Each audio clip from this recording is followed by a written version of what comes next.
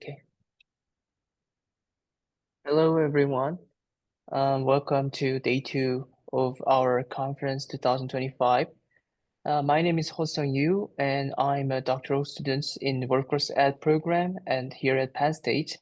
I'll be your moderator for today's sessions, along with my colleague, our tech support and co-host Jose, who will be keeping this running smoothly behind the scenes. So we are thrilled to have you join us for a fascinating talk titled Smart Learning, How AI is Redefining Work-Related Learning and Development, presented by the Dr. Karen Graßmann. Before we dive in, a few quick housekeeping notes are below. We encourage you to ask questions by typing them into a Q&A box anytime during the session. And if you have technical issues, please let us know in the chat so our support team can assist you. And this session is being recorded and will be shared on YouTube channel later in case you want to revisit any points. And if you are seeking recertificate credits from the ATD or the SHRM, please stay for the full session and complete the post-event survey to ensure we can verify your attendance. And after all, we'll send a certificate with the credits. And now let's talk about our speaker, Dr. Graßmann. She has a passion for weaving AI into effective human-centered strategies for workforce learning and development. She brings a wealth of experience in researching and implementing smart learning tools that bridge real-world needs with cutting-edge technology. Her approach is all about helping organizations and individuals learn better, faster, and more meaningfully, a perfect fit for today's rapidly evolving work environment. So this session is scheduled for the 60 minutes total, around 45 minutes of presentation and followed by a 10 minutes Q&A and then a brief closing to wrap things up. So feel free to drop your questions in the Q&A at any time. I'll collect them and share them with Dr. Graßmann once she's done her presenting. If you don't get to your questions, don't worry, you have always follow up by email afterwards. Without further ado, I'd like to introduce Dr. Karen Graßmann. Dr. Karen Graßmann, thank you so much for being here. The floor is yours. Take it away. Okay, thank you for having me, and hello. Today's topic for my presentation is smart learning and how AI is really redefining work-related learning and development.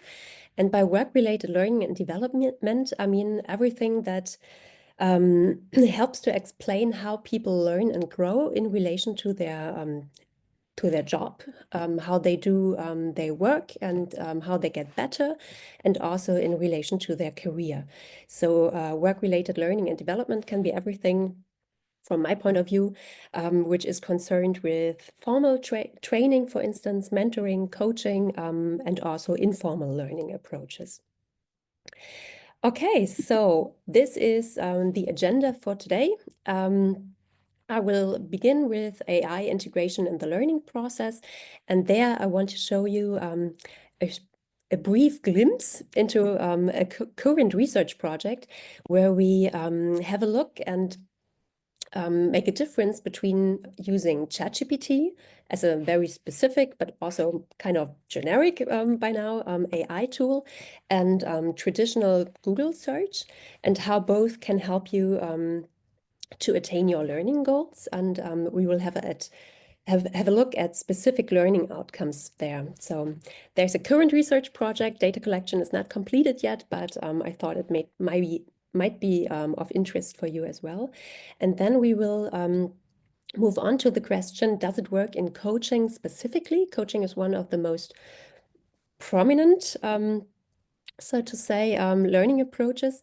And I will show you how it could work in coaching and present you some research work on does it really work or not? And then we will close with some challenges in using AI during learning. Okay, so let's start with a question first.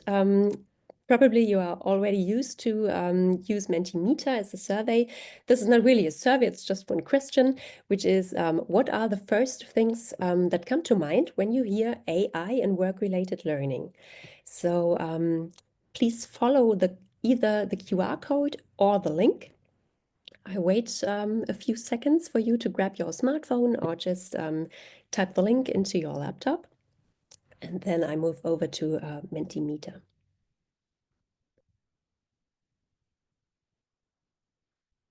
Okay. So let's move over to Mentimeter by now. Oh, what happened here? Okay.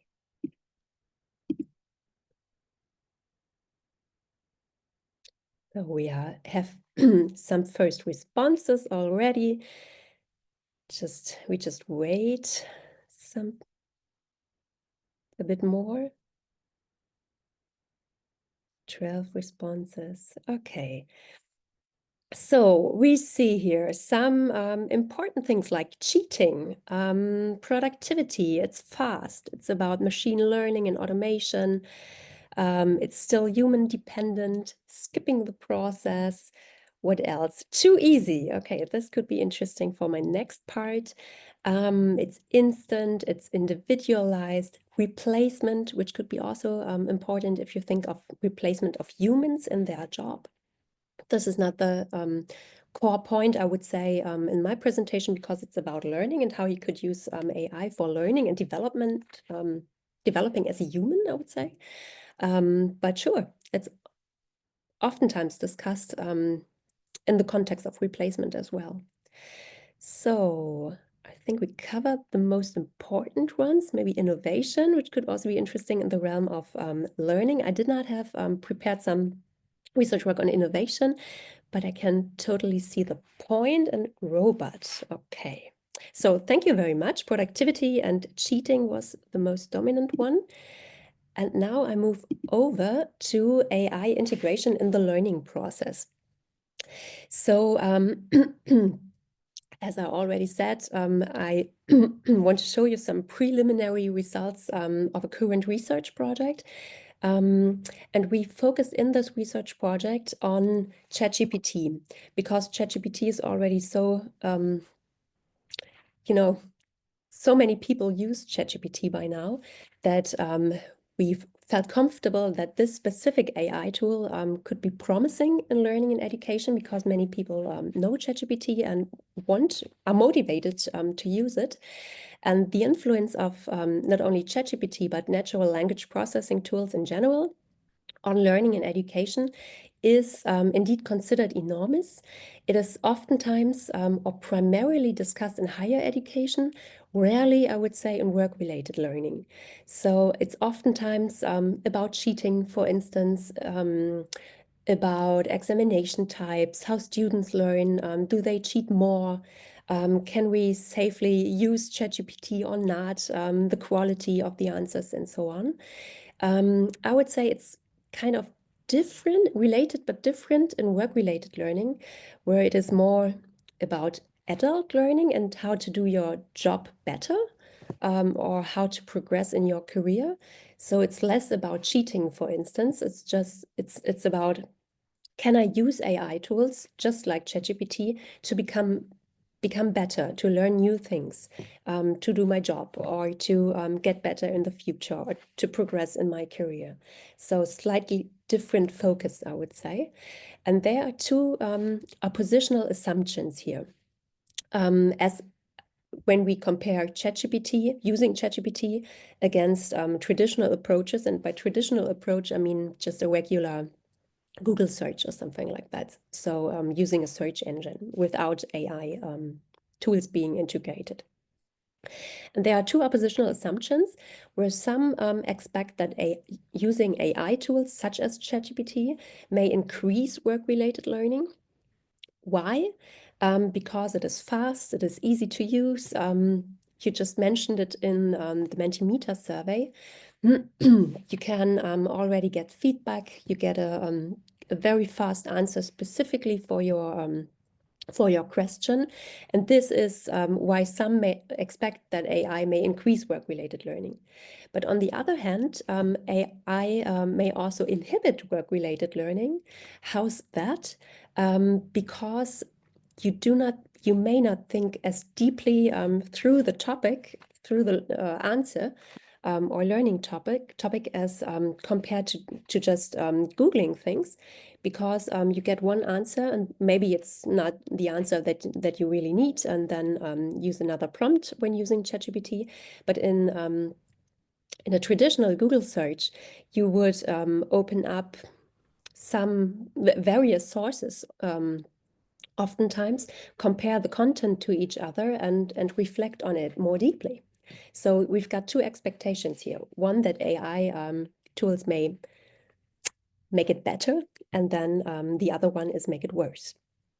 So this is a research project that we are doing right now with the help of Julian Decius, Hannah Krüger, and Michelle Ried at the University of Bremen. So what do we expect? Actually, we take also a positive stance on using AI tools, more of a positive stance, I would say, because we assume that learners who use ChatGPT as compared to learners who use traditional internet search achieve better effective, cognitive, and skill-based learning outcomes. So we use this categorization here, done by Krager et al., a very common categorization by now, where learning outcomes can be divided into cognitive learning outcomes, so everything that is concerned with cognitions, information processing, skill-based learning outcomes, where it is about behavior. Can you do something differently by now? And the third one is effective learning outcomes, which is about effects, obviously, and emotions, for instance. Right, and we think that using ChatGPT, or we expect that ChatGPT achieves better learning outcomes. So all those three learning outcomes when compared to traditional internet search. But we also expect that the influence of ChatGPT depends on the time frame. So if it is a short-term perspective or a medium-term perspective, the research project that I want to show you right now has a follow-up after 1 week, because we know from training research that there can be a heavy decline in using what you have learned in training, for instance, after a couple of days or even weeks. So we thought that there might be a difference when we compare the learning outcomes using ChatGPT against traditional internet research, depending on whether it is done right now and what are the learning outcomes in 1 week from now. Will it be different then between those two groups and learning approaches? And we also thought that it might be in a work context. It is crucial to have a look at time pressure as well, because in a work context you often experience time pressure. You do not have much time to learn, oftentimes, at least. So we thought this could explain why ChatGPT achieves higher learning outcomes, because under time pressure it is faster, or at least the answer you get is faster than as compared then you have to Google it. So under time pressure, we expect that ChatGPT will achieve higher outcomes in the short term and lower learning outcomes in the medium term. Why do we expect that ChatGPT achieves lower learning outcomes? In the medium term, we think that in the first encounter, when you learn under time pressure, you may be more acceptable of the answer. So you may accept the answer, that's it, copy paste, and do not really learn something, only on the surface.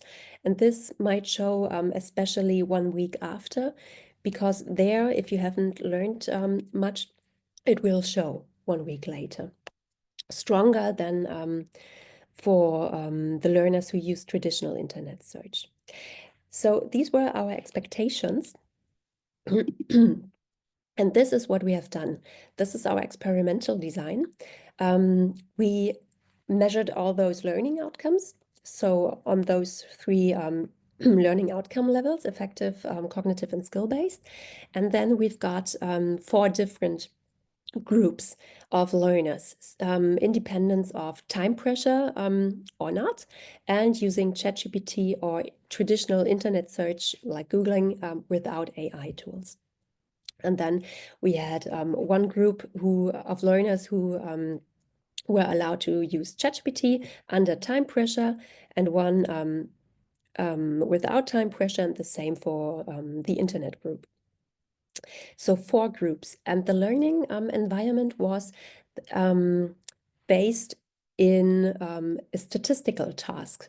So we, as participants, we searched for learners who did not have or had only little prior experience in statistics, and also no prior experience in using the statistical language R. A very specific statistical language. And for those who know R as a statistical language, it's quite, if you begin to write code in that environment, it can be quite hard. So it's not that intuitive, I would say. Pretty demanding. And their task was to learn how to do it, to solve some basic statistical tasks like calculating the mean or draw a table or something like that. So the task itself was not statistically difficult, I would say, but it was about learning how to use R, so how to write code for that, which was demanding. And we wanted a task where you cannot guess the right answer. So it should be, we wanted a task where you have right or wrong answers. So we used things like statistics, and we wanted to use something where you cannot learn by trial and error, but you have to rely on ChatGPT answers or internet search. So we aim for, in this very research project, we aim for 200 participants. We did not have finished our data collection yet, but I still wanted to show you some preliminary results. We have 57 participants by now who have no prior knowledge of R and only little statistical knowledge. And they got the answer, the questions regarding the dependent variables or learning outcomes, and some R tasks at one point in time, and then also 1 week later for the follow-up. And the task itself was pretty demanding, a lot of surveys actually, but also a lot of tasks to do. So they needed about an hour, I would say, sometimes longer, for the first measurement time to learn something. Okay, and here we have some preliminary results. We go with the cognitive outcomes first. And here's the first visualization. We now see here for the cognitive outcomes the points in the knowledge test. So for measuring cognitive outcomes, we relied on knowledge tests about statistics, but also specifically about R. And we had a couple of tests because we had several learning steps at the first measurement time, and then test 4 is the follow-up after 1 week. And here you can see in red, indicated in red, the ChatGPT group, and then also the traditional internet search group. And we can see kind of similar pattern here, I would say. So participants start low in both groups and then have a high learning curve, I would say. So they know a lot more at test measurement time point 2. And then it's kind of stable and is not very different in the follow-up, I would say. We have a slight difference here in the follow-up. So the ChatGPT group seems to be a bit worse than the internet group, although this difference is kind of small. So this is as expected, I would say. The difference is small, but we expected that the internet group might be better in the follow-up regarding the cognitive outcomes here. And we also divided our groups into time pressure or not. So what about time pressure here? Very mixed, I would say. So we have one exception, which looks a bit different here. This is the group here in red. This is learners who use ChatGPT under time pressure. And this is the only group at the follow-up measurement time point who got worse. So they knew less than the other learners in the other three groups. This is as expected, I would say, quite similar to this visualization, especially for under time pressure. So kind of mixed results, I would say, and a slight tendency for ChatGPT users under time pressure that they get worse as expected for cognitive outcomes, although this difference does not seem to be overly large at that point, using 57 participants by now. What about the skill-based outcomes? So can people learn how to code, and do they get better in such a statistical language? And we see that as indicated in R script points. So R scripts is the document where you write the coding in, and they had, as I mentioned, those tasks like calculate a mean, and then they had to write the code, run the code, and then you can clearly see does it work or not. So that's quite skill-based, how to write code and then run the analyses.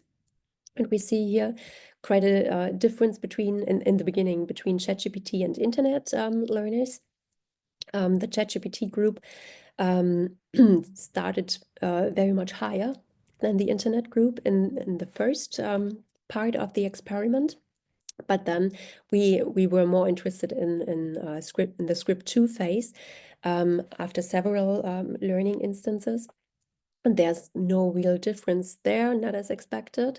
And then the ChatGPT learners were slightly better off at the follow-up after 1 week, which is not as expected. We expected the internet group to be better in the follow-up. We have seen this, the tendency in the cognitive learning outcomes, but we cannot see that in the skill-based outcomes. It's different as expected. It's the other way around. And almost the same for time pressure. So if you have a look here, those two groups here, those two lines, which look quite similar, are the ChatGPT learners with no time pressure, and in red with time pressure. And here we have the internet groups. It's pretty similar, I would say. We have this decline for the ChatGPT learners within the first learning encounter, and then script 3 is the follow-up after 1 week. And here we can see that the ChatGPT learners with time pressure did best regarding their skill-based learning outcomes, so different than expected. And now the third result slide for the affective outcomes, which is was measured via goal commitment. So how committed the participants are regarding using and learning about R as a statistical language and learning more about statistics in general. And here you can see kind of a similar pattern between ChatGPT and internet learners.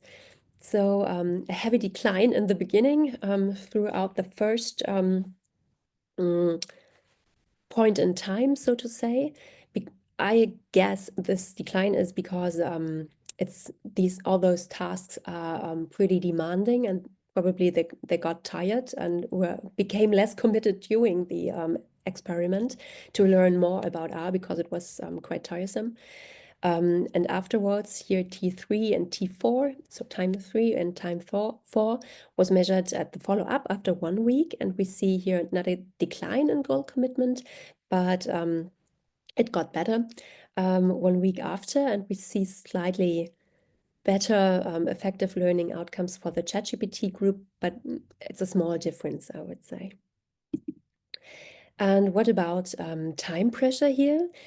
Kind of mixed, I would say. Still, the best group here, according to the or in relation to the follow-up and effective learning outcomes, is the group of learners who use ChatGPT, again, under time pressure. So what does it tell us right now? We need more data to draw more robust conclusions here, but those preliminary results are kind of mixed, I would say. It's not that clear that when you use ChatGPT, you will be better off or you will not learn anything. It seems to be dependent on time pressure. Time pressure does make a difference here. And it's the main benefit in using AI or using ChatGPT as a specific AI tool may be when you have time pressure. So for work-related learning, it might be especially of interest because you always have or almost always have time pressure or little time to learn and grow. It may also be dependent on the time frame. So do we speak about immediate learning outcomes or medium-term outcomes or even longer-term outcomes? What happens after a month or several months? So there might be a difference, and there could also be, or obviously is a difference between different dimensions of learning outcomes. So do we talk about effective outcomes, such as here, do we talk about skill-based outcomes or cognitive outcomes? It seems to be dependent on that. So probably there is no easy answer on that per se, and we need to have a look that is more at AI and using AI in the realm of learning and development, which is more nuanced. It is not a caveat to learn more or something like that, not per se, but it has the potential, obviously, especially under time pressure. Okay, so I'm pretty sure we will have some questions on that topic afterwards, but I want to move on to the next question, which is, does it work in coaching? So coaching is one of the most prominent learning approaches nowadays. And I want to ask you a question first again, which is, which coaching option would you prefer the most? I wait a few seconds that you have time to follow the QR code or the link, and then I go back to Mentimeter.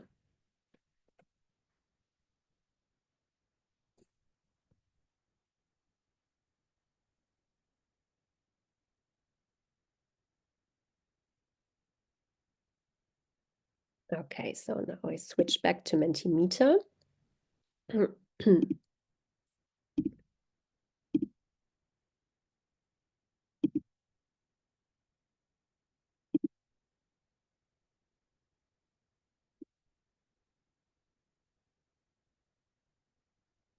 Okay, so the question was, which coaching option would you prefer the most? And here we can see the ranking. On the first place is by now using a human coach using AI tools.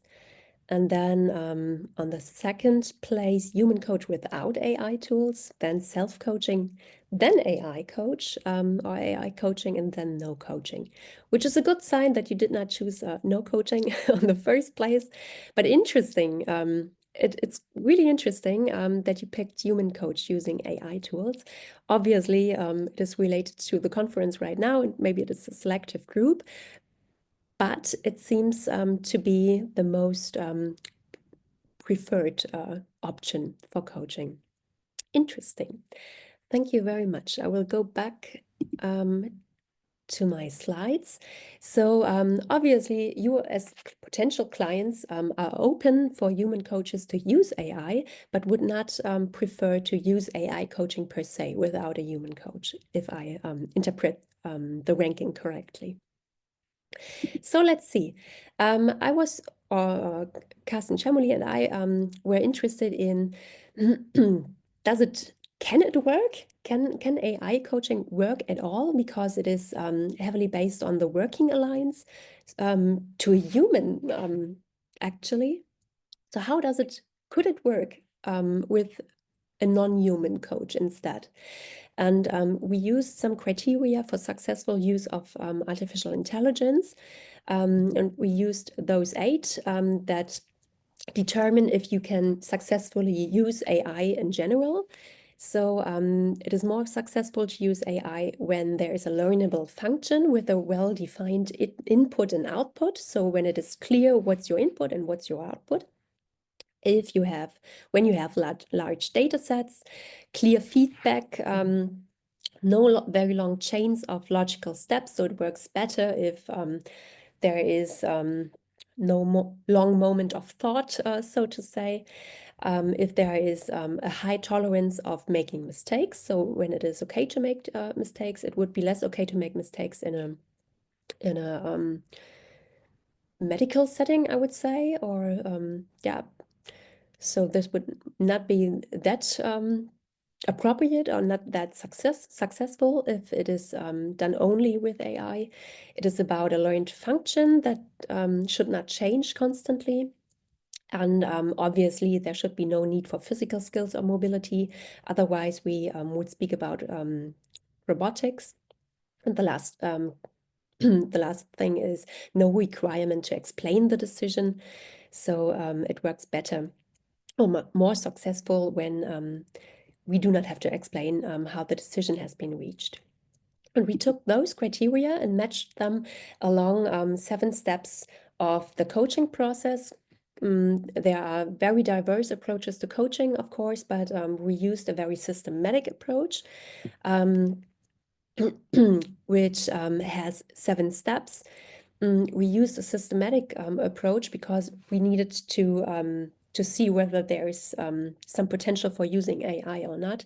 That's why we use a systematic approach. And the first step is problem identification, where you identify what is going on with you as a client, what is it all about. Then you develop a specific goal for the coaching process, try to come up with many alternative solutions to get where you want to go. Then you consider the potential consequences of those alternative solutions, target the best solution or the most feasible solution for you, and then you move on with an action plan and implement your chosen solution, break it up into manageable steps, and so on. And afterwards, you evaluate regarding goal attainment, oftentimes, if you attained or in how far you reached your goals or not. So we used this systematic coaching process and mapped this process against those AI criteria. And here's what we came up with. In general, we interpreted the metrics like that the first phase, problem identification in coaching, is the most difficult one for AI coaching. But honestly, not only for AI coaching, but also for human coaches. It's pretty hard to identify what is going on there. What's the core problem? Is it what the client says it is? Is it something different? You really have to read between the lines and listen actively and so on. So it's pretty hard for human coaches as well. And that is why we also thought it is kind of a problem for AI coaching specifically, because the input and output is not well defined. Large data sets are difficult. Maybe it's easier by now in the era of ChatGPT. But we do not have clear performance indicators. We cannot say, especially not quantitatively, do we have identified the problem correctly or not? Is it okay to move on or not? And the chains of logic can be quite long. So we interpreted this to be the most difficult stage for AI coaching. Of course, like a chatbot or something like that can prompt some questions for the client to start self-reflection on their situation. This would work. But reading between the lines and really understand what is going on there may be more difficult. But there's also the possibility that you bypass this this whole step, so to say, by using AI coaching tools that are there for predefined coaching topics. Let's say leadership issues or stress management, or I don't know, work-life balance, for instance. If you predefine those coaching topics in the beginning, then a potential client can be interested in doing a coaching with a AI coaching tool for this very specific topic, and then you can bypass the problem identification phase. Otherwise, it would be a bit hard for AI coaching to do that really well. But located at that very first step in the coaching process, there's also one major benefit, which relates to employing diagnostical tools, such like personality tests, intelligence tests, teamwork tests, or something like that. So with norm-oriented feedback, quantitative diagnostical tools, which would be quite interesting to use. I mean, human coaches can do that as well, but oftentimes they do not happen to use it in practice. So this could be a real opportunity for using AI coaching here. When we move on to the next phase, which is defining realistic relevant goals, such as a SMART goal, should be quite easy in AI coaching as well, to prompt that question and then move on. What AI coaching is not capable of is probably giving feedback on chosen goals, for instance, not if they are defined correctly according to the SMART criteria, but for instance, if you think of clients who want to progress in a way that might not be ethically acceptable, AI coaching has no choice to do not accept them, so to say. Human coaches would think of this ethical aspect, but AI coaching it's harder for AI coaching.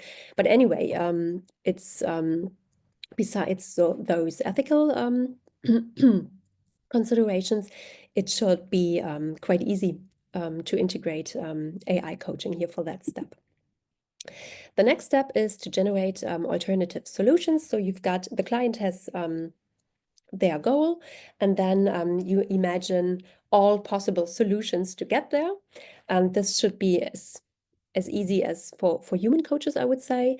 So it would work quite well, unless the clients do not have much fantasy, so to say. So it has to come from my fantasy alone.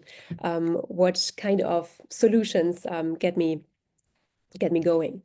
But anyway, it should work quite well. And the same is true probably for the next two phases, which are consideration of consequences. So asking the client for consequences of generated solutions should be okay. Then rate the usefulness of these solutions and then choose the best solution, which is very systematic without any long chain of logic. So it would work quite well. And then when we move on to implementation of chosen solution, it's quite systematic as well. So the client also in AI coaching can break down the chosen solution into manageable steps, so into an action plan. And then we've got two great benefits in AI coaching, or opportunities in AI coaching as compared as to human coaching, because we have this function of monitoring clients' progress and encouraging clients when they do not progress. So monitoring clients' progress can be, I don't know, via an app or something like that, where you monitor your progress, for instance, daily, always in the evening or in the morning. And I probably would not do that with a human coach, because it's too time consuming for the human coach. And the visualization tools are built into AI coaching tools. So there is a real benefit for using AI coaching. And if you monitor the progress of the client, and then you see there's a decline in the learning outcomes or regarding goal attainment, coaching, we can see that instantly and react upon that. Maybe there is a reminder or some more learning content or something like that. So this is special, I would say, for AI coaching specifically. And then the last step in the coaching process is evaluation. So asking the client to rate their success and goal attainment should be quite easy, as in human coaching as well. And the last mention are the loops between steps in the coaching process. So it's quite uncommon to go back to previous stages because maybe you see, okay, there's an obstacle, the client does not progress in relation to goal attainment, then you may want to go back and pick up another solution. Then you go back to the previous stage. This should also work in AI coaching as well, unless you have to go back to the problem identification phase, which is more difficult in AI coaching, as I mentioned. So what about empirical work on that topic? Does it really work or not? I first want to show you some insights from AI psychotherapy, which is different from coaching because you deal with clinical symptoms. Oftentimes, psychotherapy is a longer process than coaching. Coaching is oftentimes short term, just a couple of sessions.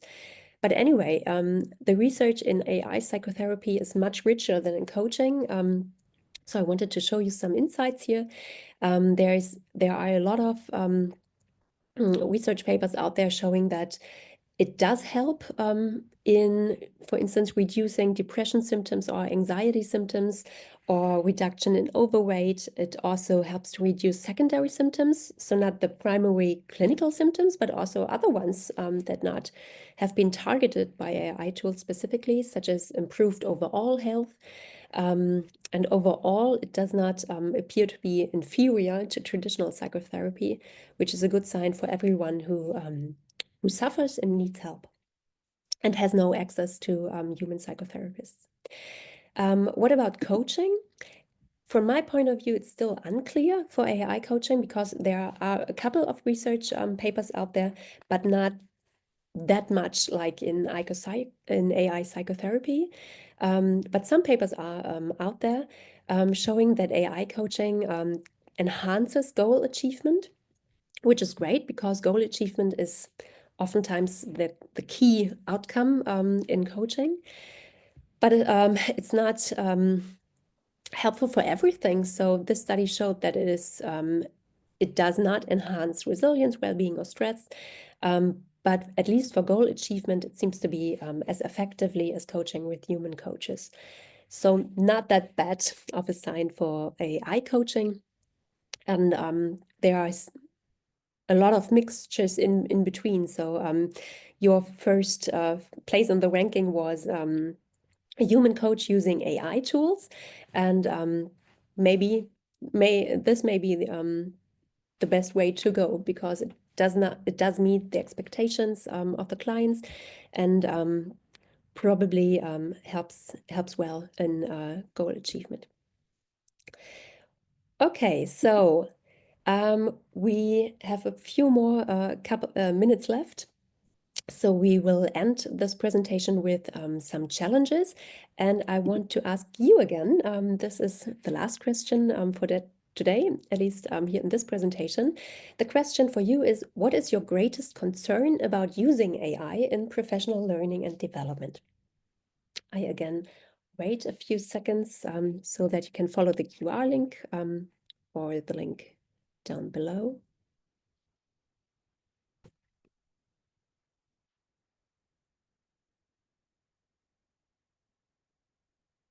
Okay, now I will move over to Mentimeter again.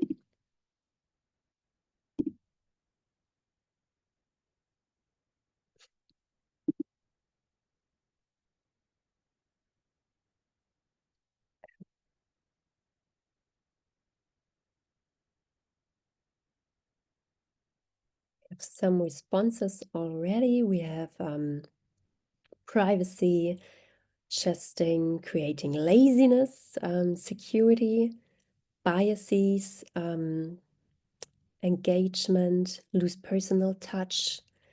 What else? Dependency on these tools. Some people see it as a replacement again.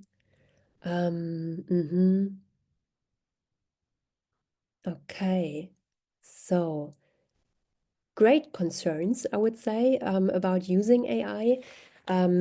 Some of them are discussed often, like privacy and security, and also biases. There's a lot of research right now on biases and discrimination when using AI. I would say it's in the current research, I see less discussion around lack of human connection and empathy or losing personal touch and engagement. I see less of that. And yeah, we still need to validate and refine what comes from AI is an important topic as well. So thank you very much for sharing your greatest concerns about using AI in professional learning and development.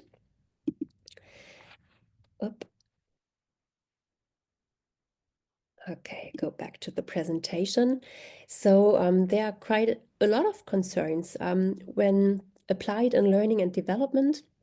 It's also about discrimination and biases, or can be about discrimination and biases, because if you think of the very first step in the learning process, where you define the learning needs of employees, for instance, in large organizations, how do you do that, and what kind of data do you use for that purpose? My best recommendation would be to use more than one data source. So obviously you need large data sources, but oftentimes organizations have large data, but not necessarily good data. And my expectation would be, if you combine different data sources, that you are better off regarding biases and discrimination. But anyway, using AI in identifying learning needs, for instance, are not objective as well, because it relies on past data, and if past data is biased regarding, I don't know, minorities, regarding gender, or regarding age, it would also be discriminating in the future when relying on those past data. So we really have to be sensitive of that topic, I would say, also in learning and development, because especially in the first phase, identification of learning needs, you grant access to things like coaching or mentoring or training. And if, I don't know, a specific group is not has the access to learning and development and growth, this would be quite detrimental. So we have to be aware of that topic as well. Okay, I would say time is already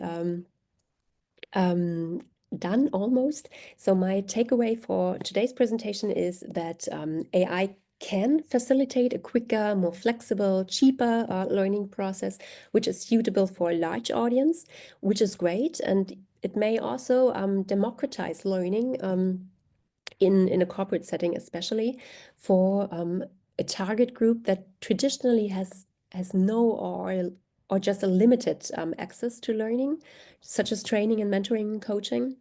If you think of coaching especially, it's oftentimes granted to leaders, to experts, to some kind of specialists. So what about blue-collar workers, for instance? Maybe AI will facilitate learning for them as well, better than nothing, so to say. So there is a huge potential in using AI in the realm of work-related learning and development. But there's, if you follow some surveys where companies are surveyed in, are they interested in using AI? Do they really do it? We can see that oftentimes companies say it's the most pressing goal for today, but nobody really does it right now. There's one study here mentioning surgeons and using virtual reality as an AI tool for learning how to do how to do the surgeries, and the surgeon said it is not there yet. It's not integrated very well. The maturity is not there, so it's not at that very moment not widely used in professional learning. But anyway, AI has a lot of benefits and opportunities, can have a lot of opportunities along the whole learning process. And the key is probably individualization and also monitoring and follow-up, as we can see when we have a look at coaching specifically. So that was my takeaway. I would now move over to the Q&A session and yeah, answer some of your questions. Yeah, thank you so much for Dr. Graßmann. What a fantastic look at how AI can transform our learning environment. So now we'll move on to the Q&A segment. If you haven't already, please drop any questions you have in the Q&A box. So far we have 4 questions from Robert McNeil. I think the 2 of them are aligned to the strategic AI use, such as, for example, answered. It's on the answered. He's willing to see how to use the ChatGPT helps to learn a better answer. And what about the YouTube video? He's using YouTube video clips combined with the AI. And others one are about the cheating challenges you've addressed, and coachings. He addressed about the manual of me, AI tools to use AI to for the coaching. So would you like to answer them? Yeah, if you'd like to answer. Yeah, Okay, please. I just scroll through the chat right now. So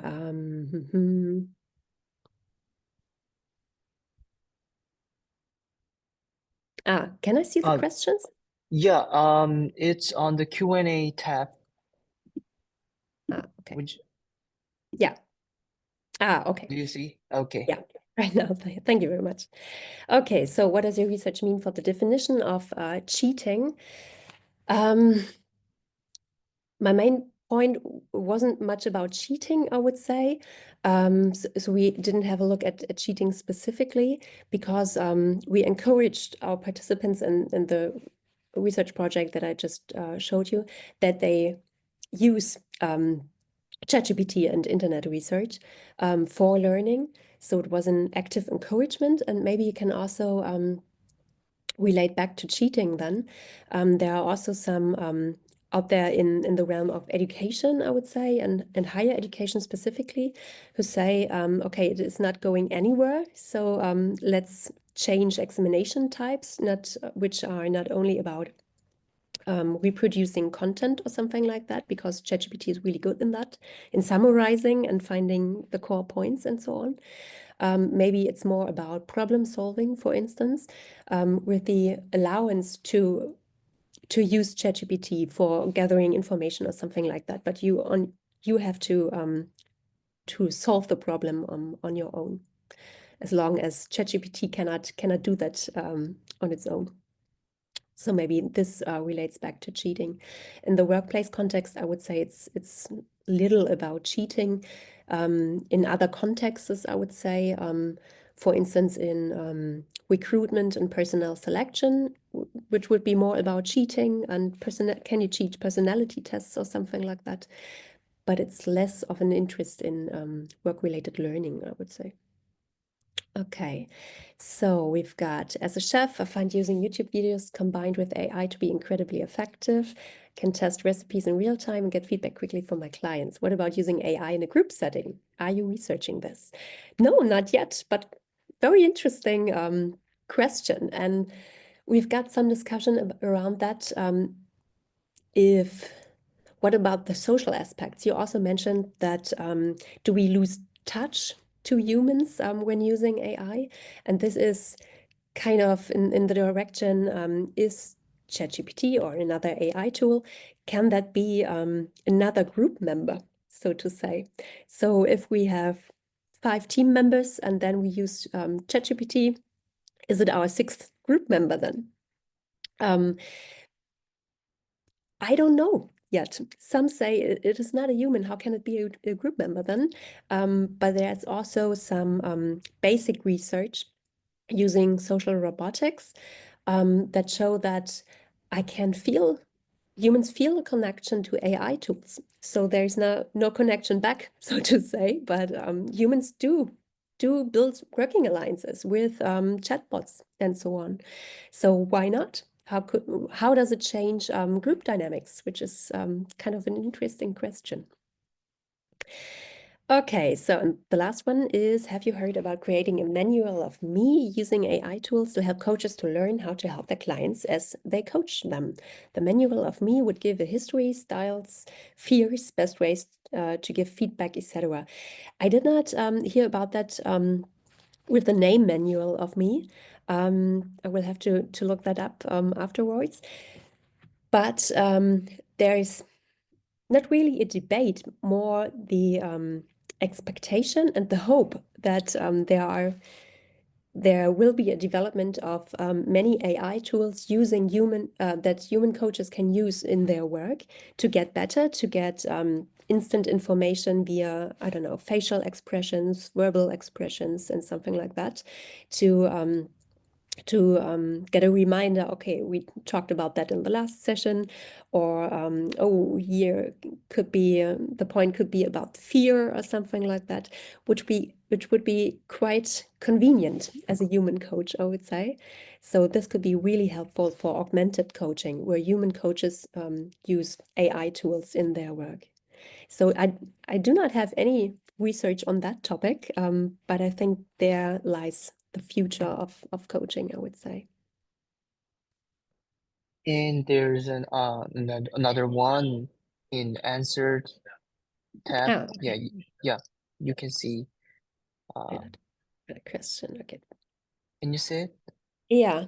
I see Okay. that using ChatGPT helps me to learn how to ask better questions or get better answers. Are you researching this idea also? No, not really. We have not yet.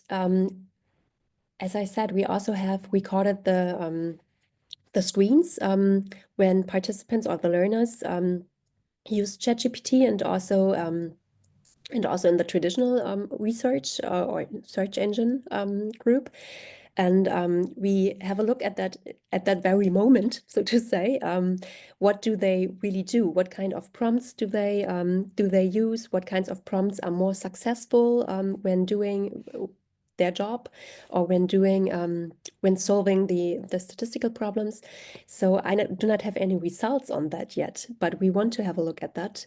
And analyze what kind of prompts, what kinds of answers, what kind of input is more helpful for what kind of learner. So is it just copy and paste?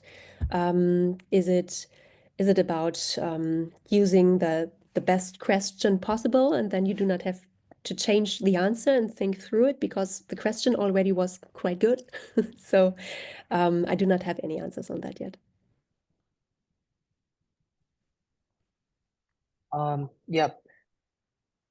And this is my personal questions. So you have the person who is who were like pressured by the time, like were like when you were structuring those questions, what can you share some kind of what you expect or what you anticipated at the time to making the pressure on Do to the participants? you mean how we manipulated time pressure? Yes, that could be yeah, that could be like that could be defined that should be defined as well. But why did you put those why did you made a pressure to them? Like that's one other question as well. Yeah. Why did we choose time pressure at all Yeah. as an explanatory mechanism? We thought that we have been discussing quite a lot regarding the length of the experiment, and we wanted to set a limit, a time limit for the participants because of we have to pay them. So quite pragmatically.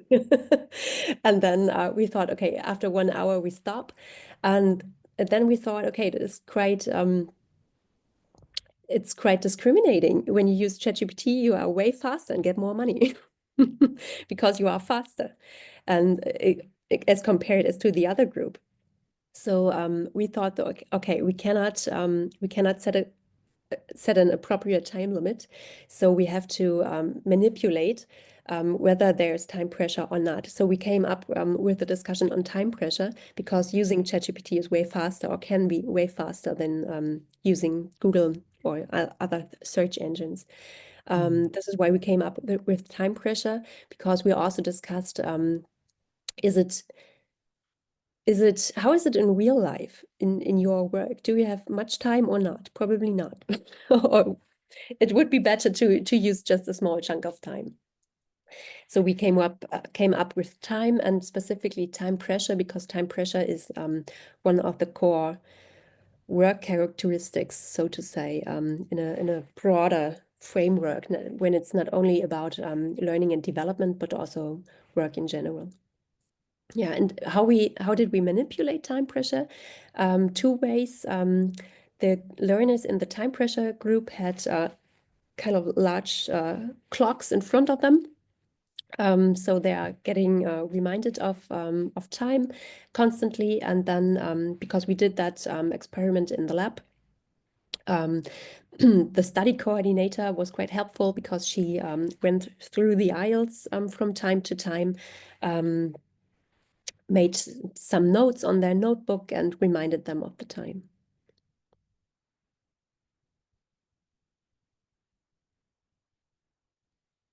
Thank you for sharing. Yeah, I appreciate your valuable input and the discussion as well. This has been so incredibly valuable for everyone interested in the harnessing AI. And before we wrap up, a quick reminders, we'd love to get your feedback. There's a short survey link in the chat. Please take a moment to fill it out and check out our conference website for the more details on other sessions happening today. And if you have lingering questions or want to stay connected, feel free to reach out to Dr. Graßmann or our team at pdn@psu.edu. So once again, thank you to all participants for joining us, and special thanks to Dr. Grassman for leading such engaging sessions. We hope to see you in our futures again. Have a wonderful day. Yeah, thank you. You too. Thank you very much.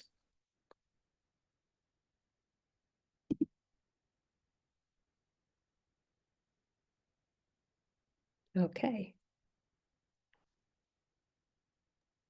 You can